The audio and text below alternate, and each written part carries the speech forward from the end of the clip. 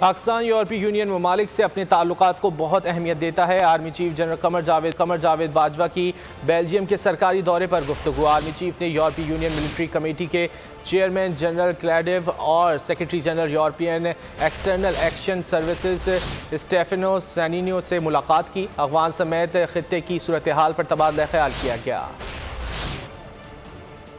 Army chief general Qamar Javed Bajwa का दौरा Belgium, Brussels में अहम मुलाकातें की। ICPR ने दौरे का एलामिया जारी कर दिया।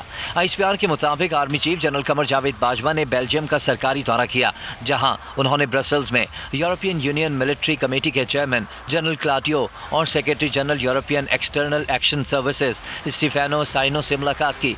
मुलाकातों में अफगानिस्तान समेत खित्ते की सिक्योरिटी सूरत हाल पर गुफ्तगू की गई, जबकि यूरोपियन यूनियन के साथ पाकिस्तान के दो तरफा ताल्लुकात से मुतल्लिक उमूर भी ज़ेर ख्वार आए।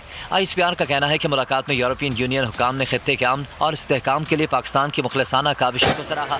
इस मौके पर army chief general Qamar Javed Bajwa ने कहा कि पाकिस्तान यूरोपियन यूनियन ममालिक से अपने ताल्लुकात को बहुत अहमियत देता है।